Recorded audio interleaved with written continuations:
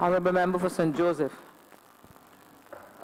Deputy Speaker, it is interesting how the Minister of Finance has chosen to shroud a debate on the Barbados Sustainable Recovery Plan in the estimates for the financial year 2018 to 2019. The annual estimates debate, Madam Deputy Speaker, is one which allows Parliament the chance to delve into the way in which government proposes to spend its money. And the occasion of these speeches would generally allow members to home in on exactly those things, because, as we all know, when we get into the other speeches, we will be looking at specific heads. So we would ordinarily be discussing issues, though not too dissimilar. We would generally be talking about the financial program of the government for the year ahead. But the Minister of Finance is very craftily, I think, chosen to debate this sustainable recovery plan. And it seems really as though this discussion will divert our attention away from the estimates and try to get us to look at a long-term plan. But I have to begin by saying, Madam Deputy Speaker, that none of us on this side have any confidence in this 2018 plan. I don't think that there is a single businessman or businesswoman, a commercial entity, a member of any board of directors, an investor, and a housewife. I don't think there's a single person who has any confidence in this plan. In part, Madam Deputy Speaker, because we've had many plans put on the table by this government before. Every estimate, the Minister of Finance comes with a plan. Every budget speech, he comes with yet another plan.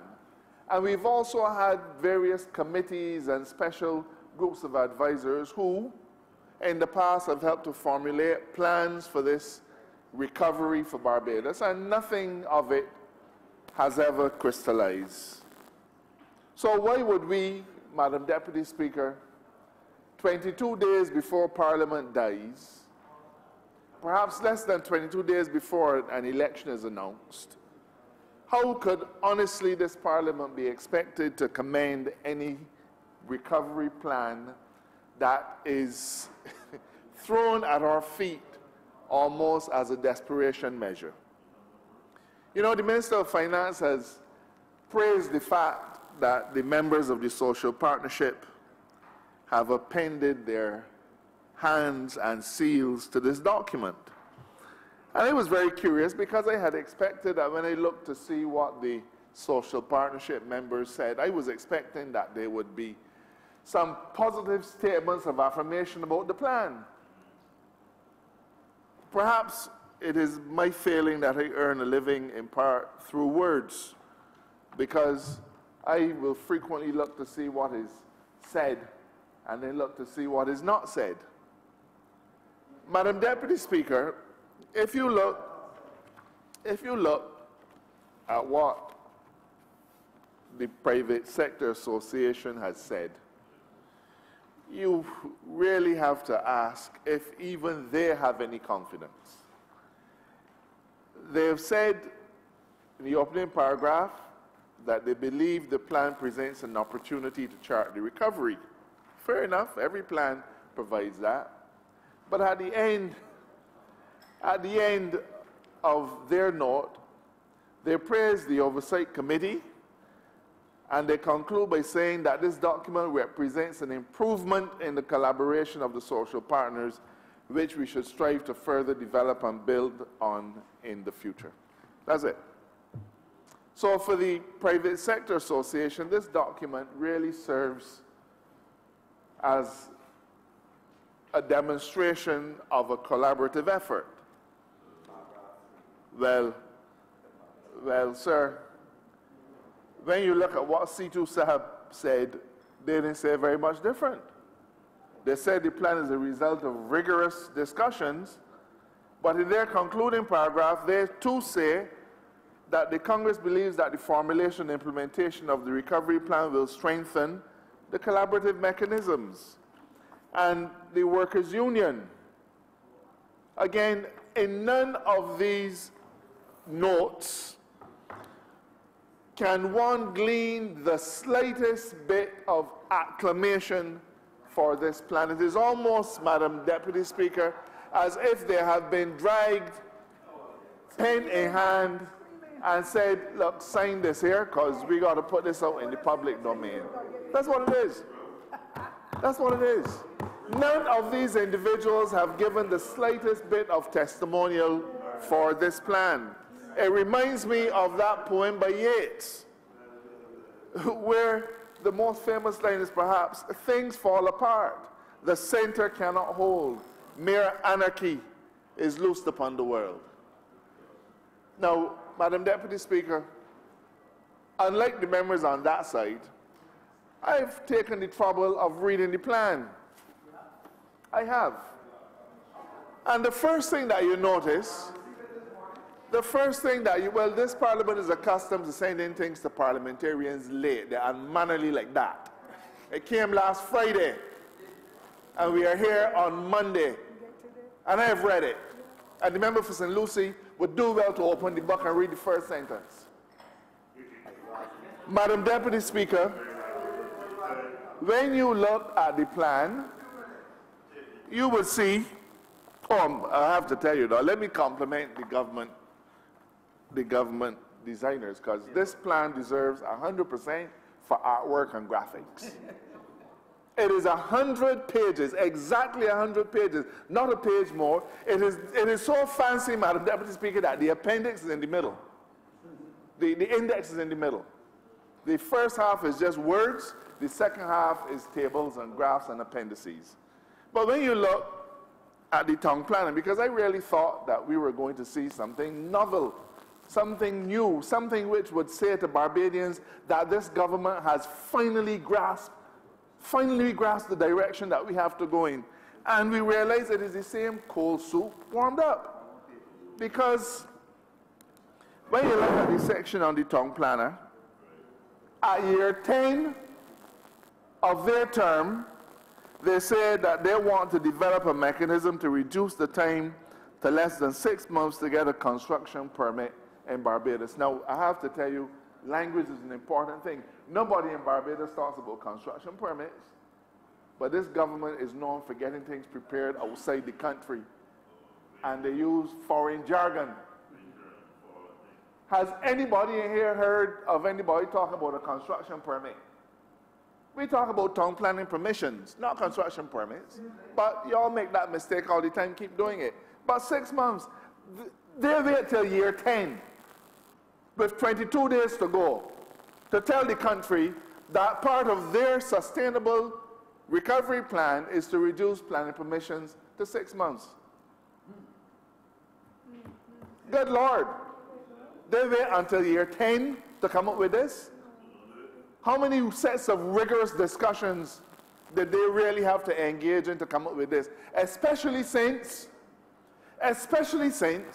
in the year 2007, the Department of the Town Planning, when it was headed by the former Prime Minister, member for St. Peter, said in its charter that they were going to reduce the length of time for planning applications to 6 months. So it was said in 2007, it is part of the charter that they produced, but in 2018, the government is throwing this at our feet as being something that is novel. But oh Lord, sir, they say that they're going to rescue Barbados by enhancing growth, foreign exchange earnings, and employment opportunities through investments in road infrastructure projects. Now, to tell you the truth, I've never seen so much tar go down in Barbados so fast than in the last 2 weeks. I haven't seen much in St. Joseph, but such as they have sent, I am grateful for. But this is objective number 15, enhance growth, foreign exchange earnings, and employment opportunities through investments in road infrastructure projects. But when you look at the details, Madam Deputy Speaker, it refers to a CAF loan for $4 million to be utilized in 4 tranches. I thought that we were going to see 50 million, 80 million, 100 million even. But $4 million. $4 million. Now, sir, what this tells me, oh, and the best one of all is your sugar factory.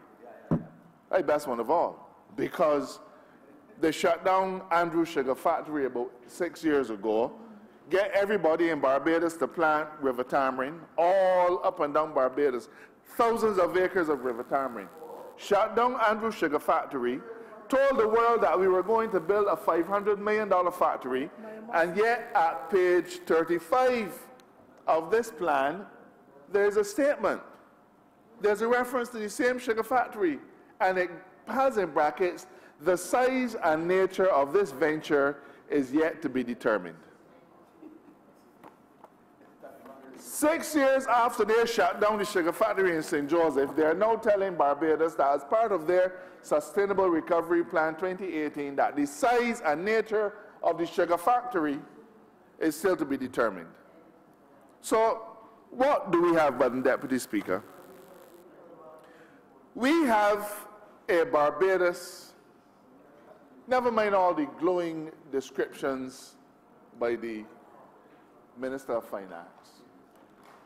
As we stand in this chamber, there are people in Fairchild Street bus stand since 4 o'clock. There are school children who are in that bus stand since before 4 o'clock. And you can guarantee, Madam Deputy Speaker, that they will not get a bus home until 7 o'clock if they are lucky. But you see, we have a big green book. We have a big green book and a pretty book that, like, it made of the Christmas paper, the one that got left over that wasn't used because nobody had money to buy gifts. And we have all these words. But there's nobody in St. Joseph or in St. Andrew or in St. Michael, St. Peter, St. Philip, there is nobody in this country who is able to identify with any of the numbers and the financial mumbo-jumbo that is to be found in the estimates document or in the other document that they have now tried to slip in to get a debate out of the way. Because we are now reduced to a state where we are in survival mode. And when you are in survival mode, you don't have the luxury of getting into all of this sophisticated theory. Barbados is in desperate need of immediate solutions. But the government wants us to take a week of our time, days before we will be forced to end Parliament, to debate these estimates. There is another saying that I would like to remind about. I think the Prime Minister well knows Tacitus. And when they had created a wasteland, they called it civilization. As you drive across Barbados, Madam Deputy Speaker, as you must on your way making your frequent visits to St. John, you will see derelict buildings. You will see roads that are not worthy of being described as roads. You will see mountains and mountains of trash, household garbage. They have now become a feature of not just our landscape, but a feature of our geography, because the heaps of garbage are so high. You cannot even see the cans. So as you drive around this beautiful Barbados, that is exactly what it appears to you, Madam Deputy Speaker. It appears to be a wasteland. There are those of us who well remember what Barbados was like. And these estimates and this document should be focusing on those things which will allow us to return to the pride of place that Barbados had. But the Minister of Finance does not want to discuss the economy. He doesn't want to discuss any of these issues. He does not want to confront the fact that the leader of the opposition has posed on our behalf 8 important questions which need answering. So permit me to remind the Minister of Finance of question number 1. The country, not the Barbados Labour Party, the country wants to know what is the level of financial reserves today. The country also wants to know what is the level of the value-added tax and income and corporation tax refunds that are owed to Barbadian companies. The country wants to know what money does this government owe small businesses in Barbados. That is what it wants to know, Madam Deputy Speaker, because at the end of all of this exercise, at the end of this entire exercise, if these questions are not answered, then this Parliament and the ministers who have been put in place to serve us will have failed in its duty to the people.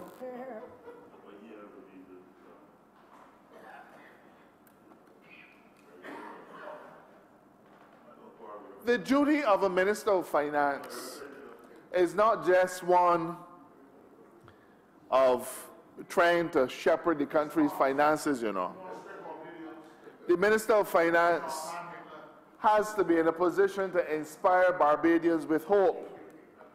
He has to be able to tell Barbadians that the dream that we used to have is not lost. But every day, the country is being delivered another body blow. Whether it is coming from the Caribbean Development Bank, or Moody's, or the Caribbean Rating Agency, on and on. Every day, another body blow. And day after day, the Minister of Finance is entirely unable. Honourable Member for Crisis Central, would you allow the member to make his contribution, please? Madam Deputy Speaker, you see, that's the problem that we have, you know. Because nobody believed that the Minister of Education would have, having been a former teacher himself, and a union president, would really have presided over a decline in the curriculum standards of our young people. Nobody would have believed it. Nobody would have believed it. But what is happening now, Madam Deputy Speaker, has to be laid at the feet of that minister. He will readily, the Minister of Education will want to come into this chamber and heckle and try to stop other duly elected members from making a contribution to the chamber. If he wants to behave in that way, then it is no wonder that we see indiscipline being demonstrated by young people at a significant level, because they will see that the Minister of Education wants to conduct himself like a fagalash instead of affording his parliamentary colleagues the respect for their time and their endeavors.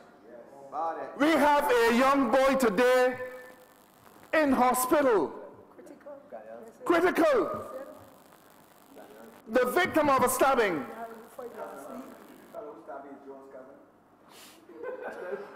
Another stabbing last week, a stabbing the week before. What next? What next? So, when we talk about a wasteland, it's more than just the garbage on the streets. It's more than just the garbage on the streets, Madam Deputy Speaker. But we leave the Minister of Education alone. He's now helpless and gasping for breath. We want to know, and the country wants to know, that having told us that in 2013 that cuts to employment were the only way to get out of the recession and having sent home 3,000 workers in 2014, what is the employment in central government and in the statutory corporations today? You see, we happen to know that at the time when the National Housing Corporation was totally insolvent, a minister of housing under this government could still find it possible to bring on 70 workers. The corporation was insolvent, could not pay its bills, but brought on 70 workers. The Rural Development Commission doubled in size from the level of employment that they had when the Barbados Labour Party was in power. It has doubled in size, but it is now only doing about $500,000 a year in work. So we want to know about this level of, what's the level of employment in the public service? Because it is clear to us, and you know, we're not fools, because people will be able to say, my neighbor going to work at National Housing Corporation. I thought the government said they were sending home people, but yet still at the NCC, people coming on. The people that you have been hiring almost in the dead of night, hopefully to try and placate them on the eve of an election, they go home so excited to get a paycheck that they tell all the friends. And then they run to Mr. Toppin's office. Mr. Toppin, you could get a job for me too? Are we glad for them?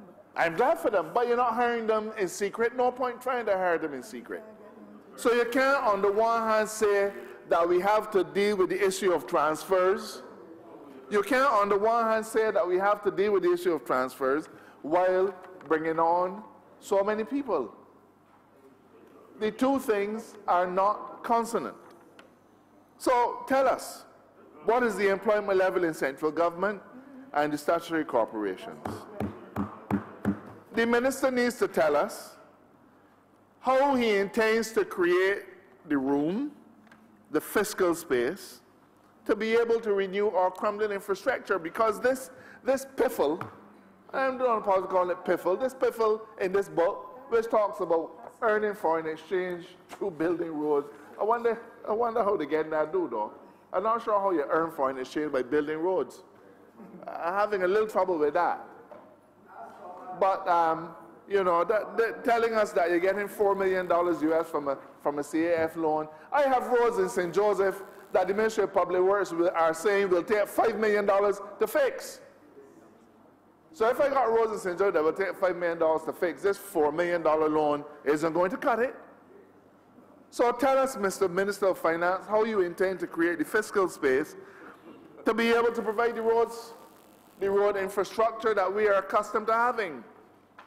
Let us not forget that the 2% NSR was imposed for the purpose of buying garbage trucks. That is what the Minister of Finance said in the budget of 2016. He imposed it for the purpose, among other things, of buying garbage trucks in 2016. Now, I don't know what happened. I don't know where the garbage truck money went. But in 2017, he increased it then to 10%. Still to buy the same garbage trucks. And we're in 2018 and they haven't arrived yet. I don't know if the trucks that the BDF just got are going to be pressed into service, but the Minister of Finance has to be accountable for how he raises money, raises taxes on the backs of Barbadians, but still does not deliver what he promises to deliver, what he promises he will use the resources for. So the minister who is responsible for sanitation needs to tell us whether he, in sanitation, has been able to get any of this money for the garbage trucks, because the garbage is still piled high. And the buses, as I said at the time I began, there are people in the bus stand who are waiting for buses and will be waiting for buses until 7, 8 o'clock tonight. But you see, the government, they're so comfortable that they have forgotten how life works. Because that mother and father that will not get home until 8 o'clock tonight because they couldn't get a bus, the children, if they live within walking distance, will have been home probably since 3:30.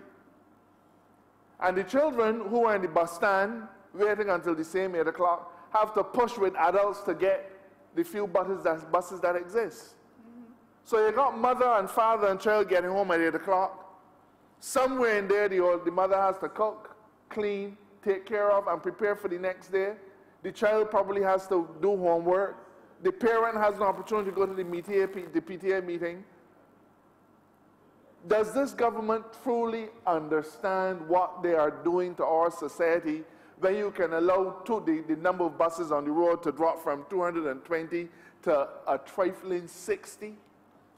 60 buses to service all of Barbados? 60 buses. 60 buses. You are destroying families. You are destroying the health of individuals. You are destroying the children's ability to learn. And then you will wonder why it is that we have so much indiscipline among our young people. And the Attorney General could deliver of himself such rubbish as to tell the country that he is bringing to Parliament in 2 weeks a law to make parents liable for the crimes of their children. Such fecal coliforms. Madam Deputy Speaker, we can dispense with all of this stuff. We are here only as an exercise which would allow the government to spend money post March 31st. That's the only reason we are here. We are not here because there's any economic promised land coming from the Dems. We are not here because there's anything in these estimates that will spark anybody's imagination or build anybody's hope or confidence about a Barbados and a brighter tomorrow. This is an exercise in checking the box. Simple. Simple. We have to have estimates passed by March 31st, and this government could care less what is in it or what is out of it. As long as they are able to cobble together some numbers, present them to Parliament, pass it in the appropriations bill, then they have carte blanche to spend after March 31st. But where will Barbados be? Where will Barbados be? We are now, whether the minister likes it or not, we are now a broken people. That is what we have come to. There's an old prayer, and I don't do a lot of praying. There's an old prayer. And it says this, Madam Deputy Speaker, Madam Deputy Chairman, to those who are hungry, grant them bread. And to those who have bread, grant them hunger for justice. And in the words of this simple prayer, it just tries to tell us that first let us feed our people. First let us take care of the needs of our people. And when we have been able to take care of the needs of our people, then let us focus on justice, economic justice, societal justice, the rule of law. None of those things, Madam Deputy Speaker, will mean anything, if in our financial affairs this country is rendered bankrupt. And I have no confidence that the Democratic Labour Party is doing anything to take us in an upward direction. The Democratic Labour Party is insisting, they're persistent in their efforts to make sure that Barbados becomes a bankrupt and a broken society, and I do not support these estimates.